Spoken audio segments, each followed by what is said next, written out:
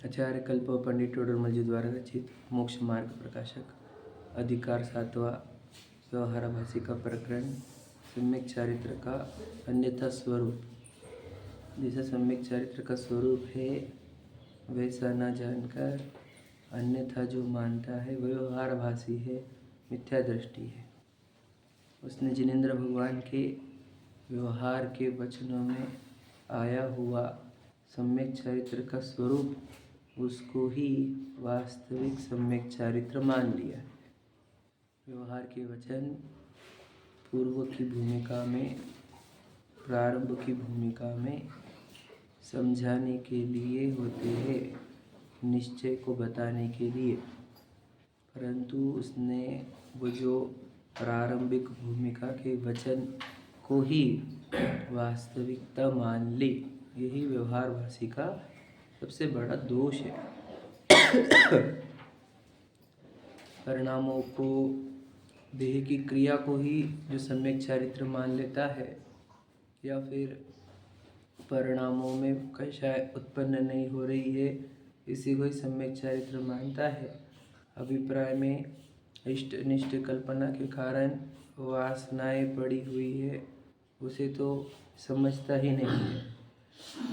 फिर व्रत ले लेता है, देखा देखी पुण्य के लालच से या कोई परंपरा से, तो उस व्रतों के अंदर भी शिथिलता रखता है, भाव बिगड़ते हैं, दुखी होते हैं। तो कभी छोटी क्रिया कर लेता है, कभी उपाय करता है, पूर्व में और बाद में अति आसक्त होता है, आसक्ति बढ़ती है ना, मलिनता आती है, दूसरे देखकर हंसी उड़ाते हैं। इतना सब दोष हो जाता है क्योंकि वो सम्यक चारित्र का वास्तविक स्वरूप समझता नहीं। देह से वस्तु दूर करने को ही चारित्र समझता है, समझे क्या? अब इसकी ज्ञान की कितनी हम बताए है ना। प्रतिज्ञा लेता है तो भावावेश में लेता है, उसके पहले विवेक लगाता नहीं। छोड़ने को गया तो अक्रम से छोड़ता है, क्रम से नहीं छोड़ता। अर्थात पहले जो ज़्यादा दोष वाला हो उसको पहले छोड़ा जाता है, फिर कम दोष वाले को बाद में छोड़ा जाता है, फिर कम दोष वालों को पहले छोड़ देता है, ज़्यादा दोष वालों को छोड़ता ही नहीं, समझे क्या नहीं। तो अब जैसे कुछ लोग हमने बताया भी थे कि फूल गोभी नहीं खाएंगे, आलू प्याज खा लेंगे, समझे क्या नहीं। अब आलू प्याज में ज़्यादा दोष है कि फूल गोभी में? पूछो पहले किसी को, किसके अंदर ज़्यादा दोष है क्या नहीं। क्रम कोई पता नहीं, समझे क्या नहीं। भैया इसमें फुल फ्लावर आ गया, इसको वापस करो समझ में। और आलू आके तो रहने दो ऐसे ही तो लोग हैं हमारे, क्रम का पता नहीं, सप्तव्यसन त्यागे नहीं, समझे क्या नहीं। अस्वस्थ त्यागने की बात करता है, यदि कल बताए थे हमने, है कि नहीं, कि वो होटलों का नहीं त्याग किया है और आलू प्याज का त्याग किया है। तो ये होटलों का पहले त्याग करो, है कि नहीं। होटलों वाले जब घर में आकर खाएंगे तो घर के खाने में वो उसको टेस्ट बर्ड्स ऐसे डेंजर रहेंगे नहीं, हानिकारक चीज़ें नहीं खिलाई जाएगी, समझे देखे नहीं। जो उसके शरीर के लिए सही है वही खिलाया जाएगा, तो वो उसका शरीर स्वस्थ रहेगा तो कल धर्म सुन सकेगा। होटलों में जाने वाले जो आलू प्याज नहीं खाते लेकिन होटलों में खाते हैं, उनकी आज तक घर वापसी हुई भी नहीं है कि वो जिनवानी के नज़दीक आ गए हो। सिर्फ ज़िंदगी भर यही बोलते हैं हम कुछ नहीं खाते, समझे कि नहीं। जिनवानी तो इतनी सी पढ़े थे नहीं, और हम तो जैनी, हम तो दिगंबर, तो मुमुक्षु, क्यों हम तो खाते कुछ नहीं खाते, होटलों में खाता है।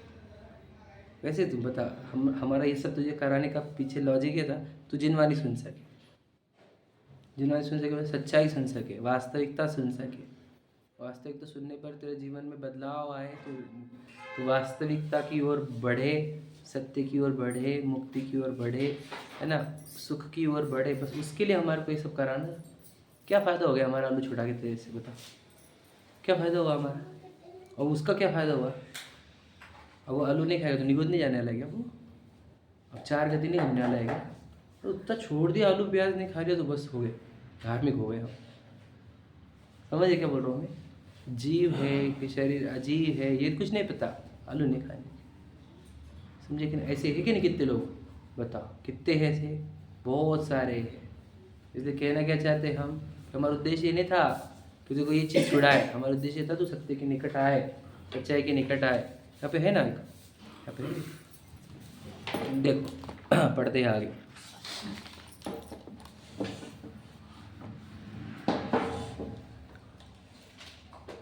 कहाँ तक गए थे अपन? 241 पर पहला पैराग्राफ अपना हो गया था, बराबर है।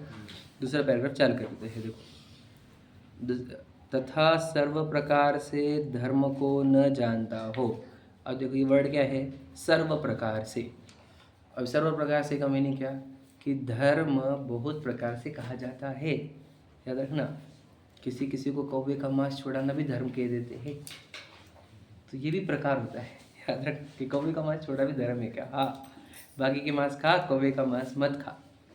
ये सुनकर तो कोई बोलेंगे ये कैसे धर्म है तुम्हारा? समझ लेना, सर्व प्रकार से काटते हैं, नयों के एंगल से बोल रहे हैं। धर्म को न जानता हुआ ऐसा जीव किसी धर्म के अंग को मुख्य करके अन्य धर्म को गौण करता है।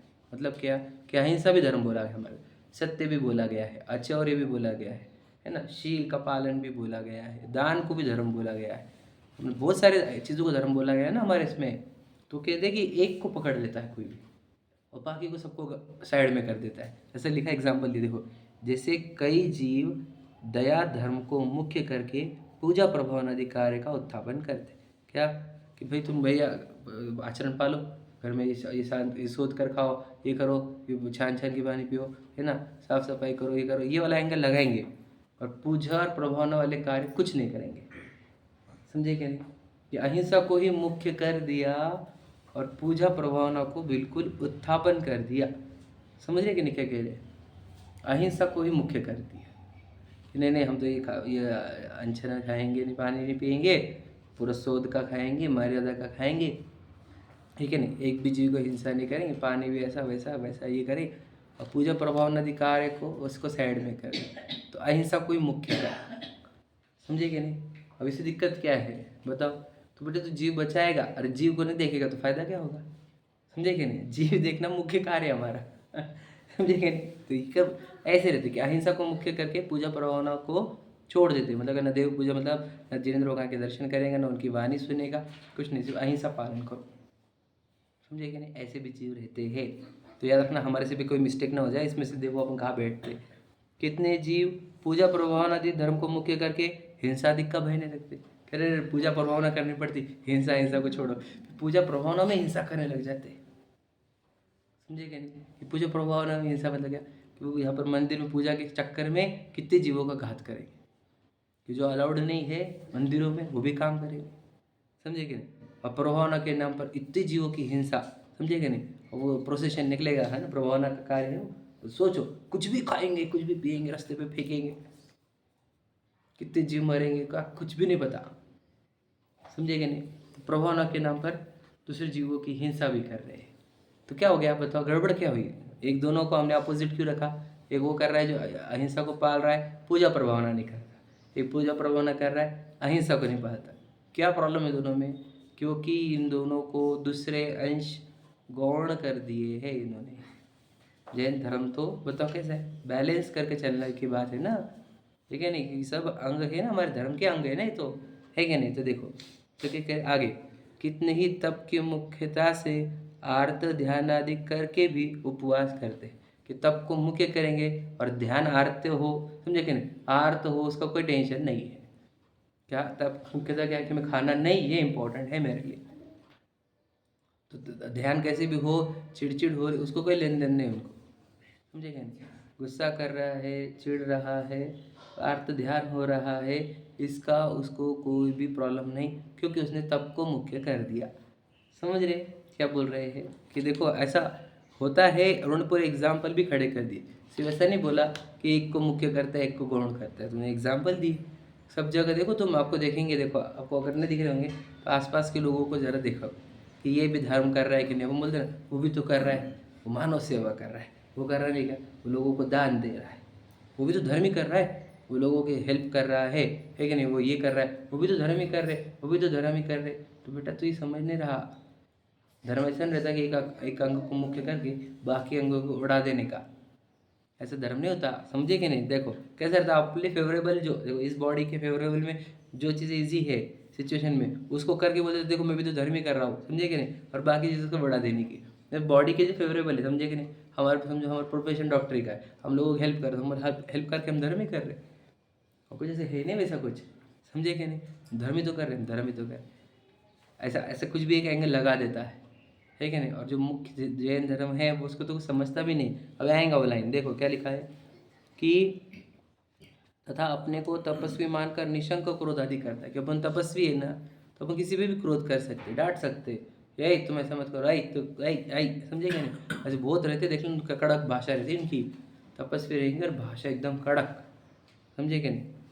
कितने ही दान की मुख्यता से बहुत पाप करके भी धन उपार्जन करके दान देते हैं, कि दान देना इम्पोर्टेंट है। तो कैसे आ रहा है धन, वो कोई इम्पोर्टेंट, किसी को लूट के आया है, किसी को प्रताड़ना देकर आ रहा है, किसी को एक्स्ट्रा चार्ज करके आया है कि नहीं? वो कुछ नहीं, दान देना इम्पोर्टेंट। दान को मुख्य कर दिया और फिर आजीविका कैसी वो देखी नहीं जाएगी कि उसमें वो ब्लैक मार्केट, ब्लैक मनी आ रहा है ना, सट्टे का पैसा आ रहा है, गुटखा का पैसा आ रहा है, समझे क्या? ऐसा कुछ नहीं वैल्यू, समझ रहे क्या नहीं? हम तो कहते हैं, सचिन जी से भी सुना था हमने कि कम कमाना दान ही है समझ ली, बहुत बड़ा दान है ये भी। और वो बोलते भी जग को दे दी जग की नहीं दिया, समझे क्या नहीं? कम कमाना भी क्यों? क्योंकि तुमने एक्स्ट्रा चार्ज नहीं किया ना, किसी को लूटा नहीं, किसी का कंपटीशन भी खड़ी नहीं करी किसी के लिए, है क्या नहीं? इधर एक्स्ट्रा अर्निंग करके कितने कॉम्पिटिटर को मार मार के तू जी रहा है एक अकेला, है ना, होल्ड कर रहा है पोजीशन, और इधर दान कर रहा है, क्या फ़ायदा? कितने लोगों की आजीविका डिस्टर्ब है अपनी वजह से। विचार करो, ऐसा भी नहीं होना चाहिए हमारे से, मतलब बैलेंस जीना चाहिए। वो सब जीवों को देखो, ये सब जीव है बेचारे, कर्मों के मारे है, कोई कॉम्पिटिटर नहीं हमारा, वो भी उसके उदय का खाता, हम उदय का खाते हमारे। किसी को देखो ही मत ऐसा बुरा, जीव देखो बेचारे को, सद्भावना करो कि बेचारे की आजीविका अच्छी चले, उसके पत्नी बच्चे वगैरह सब बराबर रहे, किसी को कोई धन की कमी ना पड़े, ऐसी भावना भाव, सद्भावना। हम तो निर्भावना में जीते रहते हैं हम, तो कैसे अच्छा होगा हमारा? तो कहने क्या है कि धन भी सही तरीके से कमाओ, समझे क्या नहीं? और हो गया तो दान दो। अगर आप न्याय नीति से कमाते हो, मेरी बात सुन लेना, न्याय नीति से कमाते हो तो आपको ज़्यादा अर्निंग होगी नहीं, पहली बात। और ज़्यादा अर्निंग नहीं हुई तो दान नहीं दिया तो चलेगा, याद रखना मेरी बात। न्याय नीति से कमा लेना भी दान ही है, ये भी बात याद रखना। कोई ज़रूर नहीं तुम्हारी फिगर्स बड़ी बड़ी दिखे लोगों को, समझे कि नहीं? कोई आवश्यकता नहीं है। देखो, तो तुम एक बार समझ लो कि पहले तुम कमाने में फिर तो खुद क्या प्राण पीड़ित करोगे, स्वयं के, सामने वालों के भी प्राण पीड़ित करोगे, और फिर इधर दान धर्म वाला कर रहे हो, क्या फ़ायदा हुआ? जब प्राण पीड़ित करके दूसरों के, स्वयं के प्राण पीड़ित है, और फिर वो दान धर्म बोला जा रहा है, कैसे धर्म हुआ वो? तो तुम किसी और के प्राण पीड़ित मत करो, स्वयं के प्राण पीड़ित मत करो, तो दान ही तो है ये, स्वयं को अभय दान, सामने वाले को भी अभय दान है क्या नहीं? धन का ही दान को दान क्यों बोल रहे हो? समझे कि नहीं समझे लॉजिक? ये लोग समझते नहीं है धर्म दान देने का। तो बड़े अमाउंट दिख गए तो हम दान शुरू का मीनिंग वो होता ही नहीं।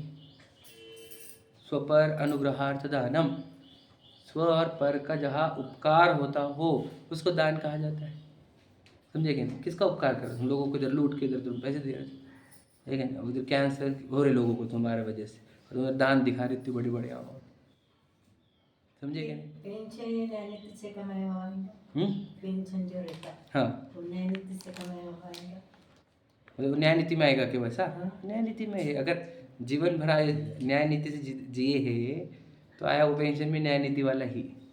जीवन भी करप्शन वाला है तो न्याय नीति में फिर वो पेंशन भी करप्शन वाले पकड़े ही हम, समझे क्या नहीं? सीधी बात है क्या नहीं? सीधी बात है ना। तुम जीवन भर कैसे जिया, ठीक है? बहुत से लोग देखो, जो बेसिक लोग होते हैं वो ये भी बोलते हैं वर्क इज़ वर्शिप, सुना है आपने? कि अपना काम ही देव पूजा है। तो तुम अच्छे से काम करो, काम चुकारी करो मत, है ना, किसी को सताओ मत, वो भी बहुत अच्छा काम होता है, ठीक है ना? लोग फिर धर्म को मुख्य करने के चक्कर में इधर लोगों को सताते रहते हैं, ठीक है? लोग गाला देते रहते पीछे उनको, और फिर इधर धर्म भी करते हुए दिखते हैं, तो ये मिसमैच होता है, धर्म बदनाम होता है हमारा, ठीक है? देखो, कितने ही आरंभ त्याग की मुख्यता से याचना आदि करते हैं, क्या कि हमारे को आजीविका नहीं करनी की है, हम आजीविका नहीं करने का, फिर दूसरों को मांग भी रहा है, समझे कि नहीं? आरंभ त्याग है, कोई हिंसा करना का फिर तुम मांग किससे रहा है? जो आरंभ कर रहा है उससे तो मांग रहा है। समझे कि नहीं समझे? तो ये आरंभ त्याग की मुख्यता से याचना आदि करते हैं, समझ रहे? तो एक तो खुद ही कर ले तो कमा ले तो तेरा खुद का है क्या नहीं, तो मांगना नहीं पड़ता। इधर कमाने का भी नहीं और इधर मांगने का भी, ऐसे कैसे चलेगा? समझे कि नहीं? देखो वो लिखा है, इत्यादि प्रकार से किसी धर्म को मुख्य करके अन्य धर्म को नहीं गिनते, है ना, तथा उसके आश्रय से पाप का आचरण करते हैं। क्यों? क्योंकि एक धर्म को मुख्य करके दूसरे को गौण करेंगे तो क्या होगा? तो याद रखना, जो गौण किया गया है उसके माध्यम से पाप ही कर रहा है। यदि वो अच्छा प्रवृत्ति का होता तो किसी भी क्षेत्र में पाप नहीं होता उससे। एक क्षेत्र में अच्छा, दूसरे क्षेत्र में खराब, तो ये अच्छे व्यक्ति की सूचक नहीं है, ये बुरे व्यक्ति का सूचक है कि वो एक क्षेत्र में अच्छा है बाकी क्षेत्र में खराब। ऐसा नहीं, वो सभी क्षेत्रों में अच्छा ही रहता है। ठीक है, देखो उनका यह कार्य ऐसा हुआ जैसा अविवेकी व्यापारी को किसी व्यापार में नफे के अर्थ अन्य प्रकार से बहुत टोटा पड़ता है। मतलब क्या? उन्होंने एग्जाम्पल दिया क्या कि जैसे व्यापारी होता है, वो काहे के लिए काम करता है? नफ़े के लिए, बराबर है। तो अब उसने 3-4 बिजनेस डाले, ऐसा समझ लीजिए। अब एक उसका फेवरेट बिजनेस है, समझ लीजिए क्या, इसमें बहुत प्रॉफिट होता है एक एंगल से, ठीक है। और बाकी के 4-5 बिजनेस है, उधर बहुत लॉसेस हो रहे हैं। अब वो इतने लॉसेस है 4-5 बिजनेस में कि ये वाला प्रॉफिट पूरा ढक जा रहा है उसके चक्कर में, समझे कि नहीं? समझ लो वहाँ पे 400 करोड़ का नुकसान है, और इसमें 100 करोड़ कमाए तूने, तो देखिए ये तो प्रॉफिट में है ना मेरा, ये तो मेरा प्रॉफिट में है ना। तो बेटा तू ओवरऑल बात कर, ओवरऑल तू तो 300 करोड़ लॉस में ही है ना, है कि नहीं? एग्जाम्पल समझे कि नहीं समझे? और यहाँ ऐसा कोई करेगा नहीं यहाँ पे व्यापार में। व्यापार में तो नहीं करता ऐसा है कि नहीं? व्यापार में तो समझता है उसको ऐसा नहीं करना चाहिए। एग्जाम्पल बनाने में हमारे को भी कठिन पड़ रहा है वो, है कि नहीं? कि इधर फेवरेट बिजनेस तो 100 करोड़ कमा रहा है, वही दिख रहा है, इधर कि 300 करोड़ 400 करोड़ लॉस हो रहे, वो दिख रहा नहीं। ऐसा नहीं होता। वहाँ पे तो इतना शार्प है कि सभी एरिया में अपने को प्रॉफिट ही चाहिए, है कि नहीं? कोई भी एरिया में अपने को लॉस नहीं। धर्म के क्षेत्र में वैसा नहीं, वही तो बताया। देखो क्या लिखते हैं, देखो अब तो चाहिए तो ऐसा कि जैसे व्यापारी का प्रयोजन नफा है। अब ये एग्जाम्पल याद रखना टोडरमल जी का, बहुत इंपॉर्टेंट है। अब ये लाइन भी याद रखना, आगे की लाइन देखो, सर्व विचार कर जैसे नफा बहुत हो वैसा करे। सब विचार करके क्या करना चाहिए? ज़्यादा से ज़्यादा प्रॉफिट हो, ये वाला उसने काम करना चाहिए। उसी प्रकार अब देखो एग्जाम्पल, ज्ञानी का प्रयोजन वीतराग भाव है। प्रॉफिट इज इक्वल टू वीतराग भाव, समझे क्या नहीं?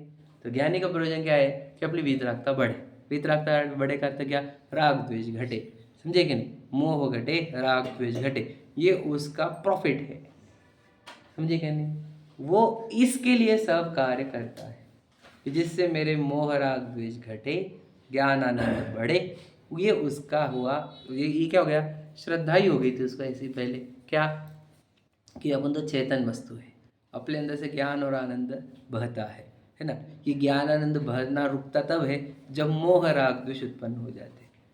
ये तो उसके ज्ञान में भी है और अभिप्राय में भी है, श्रद्धान और ज्ञान, समझे कि नहीं? सम्यक दर्शन सम्यक ज्ञान हो गए है उसको, तो ज्ञान ही वर्ड आया है यहाँ पर। अब उसको पता है कि क्या करना है, मुझे मेरे मोह राग द्वेष का नाश करूँगा तो मेरे ज्ञान आनंद बहेगा, समझे कि नहीं? तो मोह राग द्वेष भाव का नाश कोई वर्ड क्या है? वीतरागता, समझे कि नहीं? तो वीतरागता ही उसको प्रकट करनी है। तो उसका जीवन का लक्ष्य क्या होता है? वीतरागता प्रकट हो। तो वो चाहे जो काम करे, वो अगर अहिंसा पालन कर रहा है, पूजा प्रभावना कर रहा है ना, यदि वह तप कर रहा है, यदि वह दान कर रहा है ना, तो वे सब कार्य में वो वीतरागता को मुख्य रखता है, समझे कि नहीं? कि इधर राग घटा रहा है ना, क्या का? आजीविका का, और इधर राग बढ़ा रहा है खान पान का, समझे कि नहीं? तो ये ऐसे लॉस डिग्री नहीं करता है, वो ऐसे लॉस के बिजनेस नहीं करता है। वो क्या करेगा? हर जगह क्या करेगा? हर जगह राग घटाएगा, हर जगह से, हर एक कार्य से राग घटाएगा, वीतरागता बढ़ाएगा। वो पूजा भी करेगा तो वीतरागता बढ़ाने की भावना भाएगा, वो उपवास करेगा तो वीतरागता में स्थित होने के लिए करेगा, वो दान देगा तो धन का राग कम करने के लिए दान देगा, समझे कि नहीं? अब हर जगह पकड़ना है ऐसा। आजीविका भी नहीं कर रहा है ना, तो इसीलिए कि राग भाव बढ़ता है उधर, है ना। तो ये उसके हर एक कार्य के पीछे एक उद्देश्य होता है जिसका नाम है वीतरागता। समझे कि नहीं? मैं तो आपको मैंने बहुत पहले सोचता था बात को कि धर्म 50 वैरायटी के है ही नहीं। हमेशा याद रखना, धर्म एक ही है, वो 50 तो उसके जरिए है। तो वैसे ही याद रखना, ये पूजा हो गया, प्रभावना हो गया, तो उपवास हो गया, व्रत हो गए, आजीविका नहीं करना हो गया, परस्त्री सेवन नहीं हो गया, स्वस्त्री का सेवन नहीं। तो ये सब कुछ और कुछ नहीं है, एक थ्रेड, एक कॉमन थ्रेड ये है वीतरागता, कि हमारे अंदर से मोह राग द्वेष का नाश हो जाए, है कि नहीं? और उसके लिए हम ये अलग अलग जो ये साधन है उनका प्रयोग करके अंदर से वो राग भाव, मोह भाव, द्वेष भाव नाश करते हैं। समझ में आया कि? देखो, उसी प्रकार ज्ञानी का प्रयोजन वीतराग भाव है। सर्व विचार कर जैसे वीतराग भाव बहुत हो वैसा करे, क्योंकि देखो वर्ड क्या है, मूल धर्म वीतराग भाव है। समझ में कितनी बड़ी बात है? अब मूल धर्म वीतराग भाव किसको समझाएंगे? किसी ने मूल धर्म दान को कर दिया है, किसी ने मूल धर्म पूजन को करा है, किसी ने मूल धर्म स्वाध्याय को किया है, समझे कि नहीं? किसी ने मूल धर्म वो तपस्या को किया, किसी ने मूल धर्म व्रतों को, अणव्रतों को, किसी ने मूल धर्म महाव्रतों को, किसी ने मूल धर्म मंदिर बनवाने को, समझे कि नहीं? मूल धर्म का अर्थ क्या होता है? जो रूट है, समझे कि नहीं? जहाँ से शुरुआत होती है धर्म की, समझे कि नहीं? ये जो सबसे जो सबसे महत्वपूर्ण है। जैसे मूल का यहाँ पर एग्जाम्पल ये इसलिए लिया है कि जब मूल कटते हैं तो पेड़ टिकता नहीं है, समझे कि नहीं? पत्ते टूटने पर भी, ब्रांचेस टूटने पर भी, समझे कि नहीं? मूल अगर सिक्योर्ड है तो पूरा पेड़ सिक्योर्ड है, बराबर है कि नहीं? तो धर्म का मूल क्या है? पूजा, भक्ति, स्वाध्याय, धन, दान वगैरह, वो आदि सब मूल क्या है? वीतराग भाव। ये नष्ट हो गया वीतराग भाव तो ये सब पूजा, भक्ति, दान वगैरह, ये स्वाध्याय, ये सब के सब खत्म हो जाएंगे। हाँ बिल्कुल, समझे कि नहीं? और अगर ये सिक्योर्ड है वीतराग भाव तो ये सब चीज़ें सार्थक है, समझे कि नहीं? ये बात है। और ज्ञानी क्या चाहता है? क्या चाहता है? वीतराग भाव चाहता है, लेकिन चित्त भी राग भाव, द्वेष भाव चाहता नहीं है कि नहीं?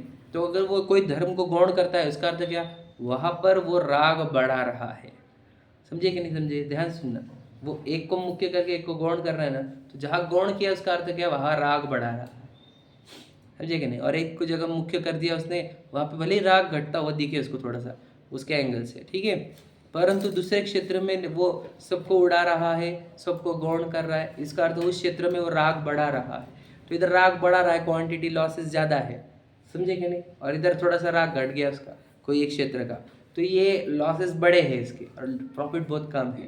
तो ये मिसमैच हो रहा है, समझे कि नहीं? समझे? इसलिए सब जगह हमारे को क्या करना है? हमारा वीतराग भाव बढ़े, यही हमारा उद्देश्य होना चाहिए, ठीक है? इस प्रकार अविवेकी जीव अन्यथा धर्म अंगीकार करते हैं, उनके तो सम्यक चरित्र का आभास भी नहीं होता, समझे कि नहीं? क्योंकि अभी सम्यक चारित्र का आभास भी नहीं। अब धन देकर, दान देकर कोई बोल रहा है हम चारित्र है हमारे पास, अरे तुम तो क्या करते हो? हम तो करके बताए, हम तो दान भी दे रहे, हम तो उपवास भी कर रहे, हम तो पूजा प्रभावना भी कर रहे, अलग अलग एंगल लगाता है। तो कहते हैं कि क्या कहा? अविवेकी है।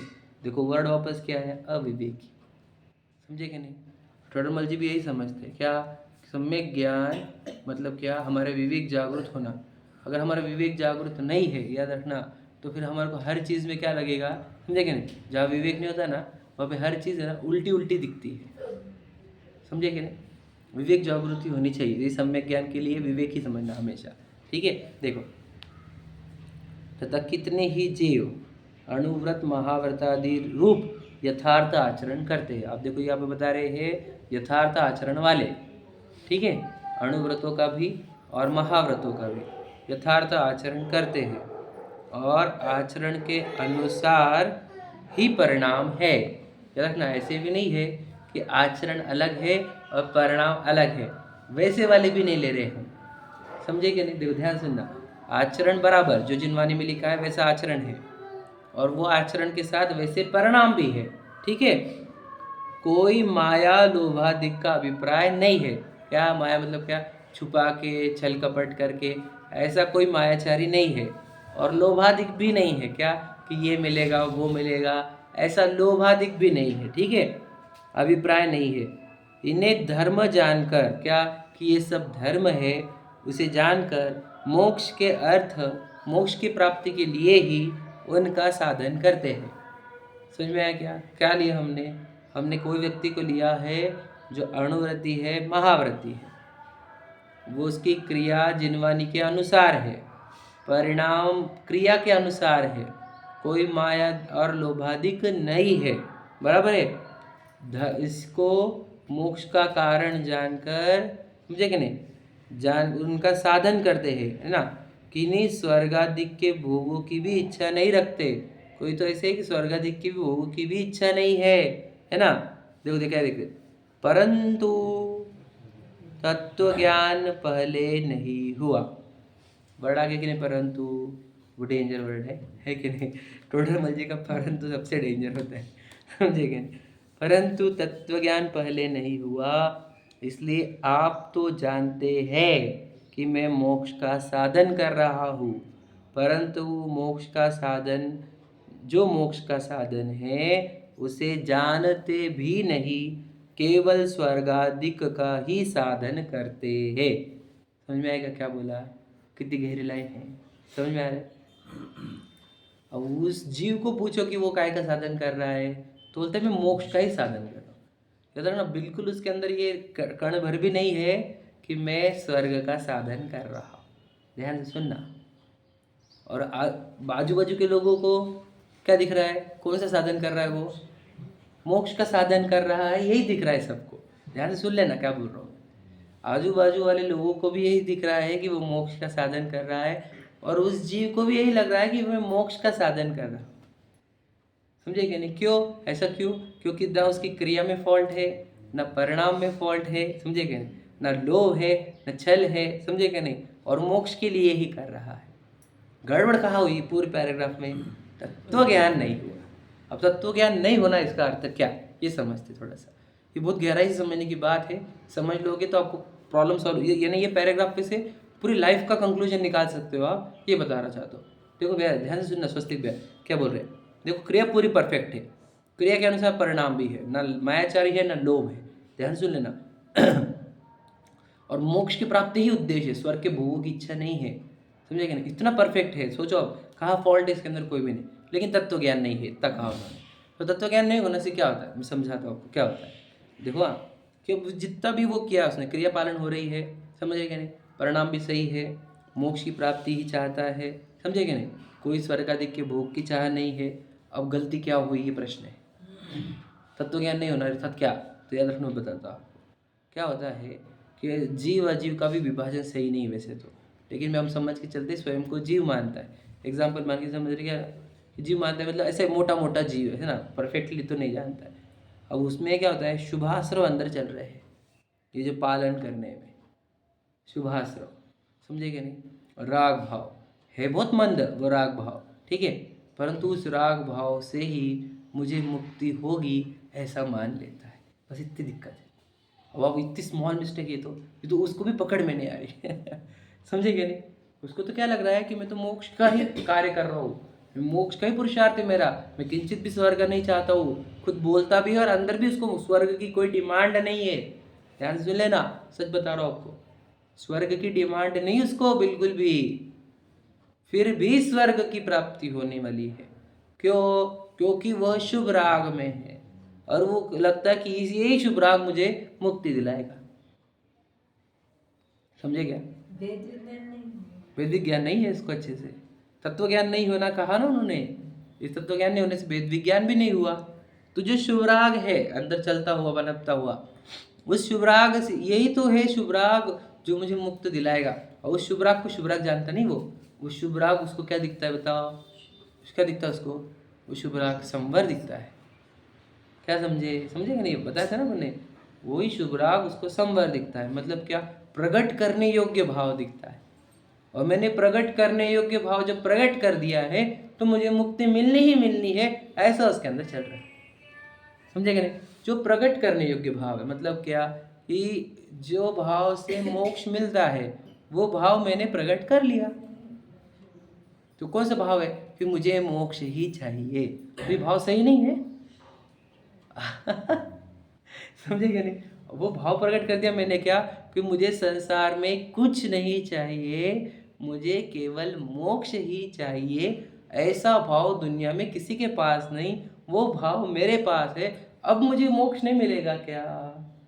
मेरे जैसे को नहीं मिलेगा क्या? फिर उनको मिलने वाला है क्या? समझे क्या बोल रहा हूँ? गहरे समझ। मैंने तो भाव प्रकट कर दिया ना, कौन सा? कि मुझे सिर्फ मोक्ष ही चाहिए, मुझे और कुछ नहीं चाहिए। समझे क्या? ये थी नहीं, थोड़ा सा बारीक है। तो उसको लगता है कि मेरे अंदर तो दूसरा भाव प्रकट ही नहीं होता मोक्ष के सिवा। कोई और कोई इच्छा नहीं, कोई वांछा नहीं, स्वर्ग की भी इच्छा नहीं हमारे अंदर, कर्ण की भी नहीं। समझे क्या? तो मुझे तो मोक्ष होना चाहिए। की क्रिया कोई मेरी क्रिया जानना नहीं, क्रिया वाला भी नहीं ना, ये तो सिर्फ क्रिया ही है, परिणाम भी अच्छे उसके। समझे कि नहीं?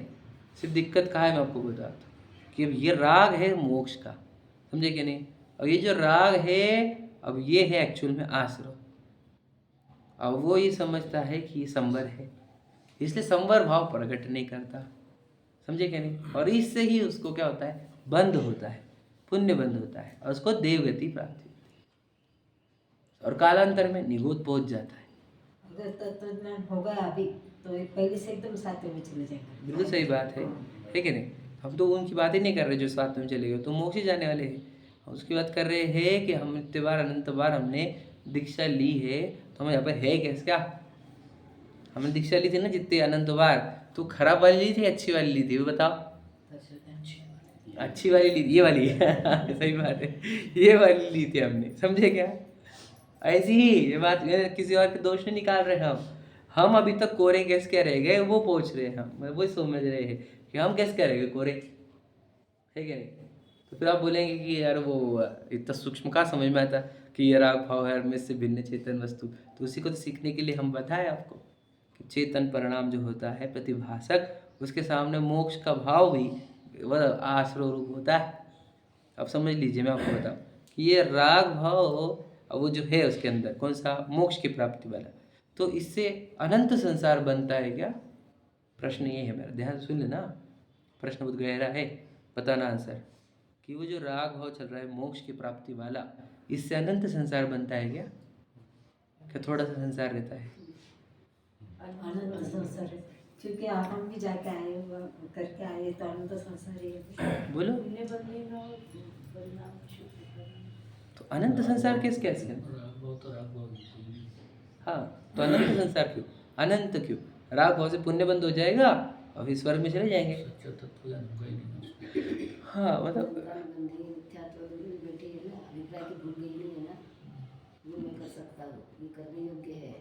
बिल्कुल सही बात। देखो ये राग भाव, समझे कि नहीं? मैं उपादेयता, समझे कि नहीं? ये अच्छा भाव है, समझे कि नहीं? ये मैं हूँ, यह मिथ्यात्व नाम का बोलो बैरी है। समझे कि नहीं? यानी मिथ्यात्व आज भी पनप रहा है इसके अंदर, तो ये मिथ्यात्व अनंत संसार खड़ा करता है, ये याद रखना मेरी बात। अणुमात्र भी रागादि का है ना सद्भाव है जिस जीव के, वे सर्व आगम भले धरे, है ना? ऐसे लिखा है ना। अणुमात्र भी नहीं चलेगा क्या? रागादि का सद्भाव का अर्थ क्या? कि राग उपादेय है, अच्छा है, जरूरी है। समझे कि नहीं? ये रह जाना सिर्फ, ठीक है? राग रहना ये बात नहीं है, लेकिन राग अच्छा है ये वाला भाव रह जाना, ये अनंत संसार खड़ा कर देता है। समझे कि ये सात तत्व संबंधी भूल है या आश्रव तत्व संबंधी भूल है? समझे कि नहीं? कि उसको उपादेय माना है इस राग को, कि जरूरी है, इसके बिना मोक्ष कैसे होगा? समझे कि नहीं? ये आवश्यक है, ये कंपलसरी है। और जिसकी भावना में ये चल रहा है कि ये कंपलसरी है, अभिप्राय में ये चल रहा है कंपलसरी है, उससे वो छूटेगा नहीं, इसलिए उसको संसार से मुक्ति मिलेगी नहीं। जब तक वो ये मान्यता छोड़ेगा नहीं कि राग से किंचित भी आवश्यक नहीं है, जब तक वो ये मान्यता क्रिएट नहीं करेगा तब तक उसको जन्म मरण करने ही पड़ेंगे, अनंत संसार भ्रमेगा। समझ लीजिए आप क्या करें, समझ क्या बोल रहे हैं हम? बस वो अब राग की अगर उसकी लेयर देखी जाए तो इससे थिनेस्ट राग की लेयर किसी की नहीं है। मतलब क्या, राग उसका देखा जाए तो उसका इतना सूक्ष्म राग बचा हुआ है, समझे क्या नहीं, बहुत बारीक, वो सर्वज्ञ भगवान पकड़ पा दे ऐसा, समझे क्या नहीं। तो राग इतना बारीक है लेकिन मिथ्या तो बहुत मोटा। यार क्या कह रहे हैं, क्या बोले, राग बारीक है लेकिन मिथ्या तो मोटा है, एकदम मोटा। कितना मोटा, मिथ्या दृष्टि जैसा। क्यों, क्योंकि मिथ्या तो ये बोल रहा है, क्या बोल रहा है, ये राग अच्छा है,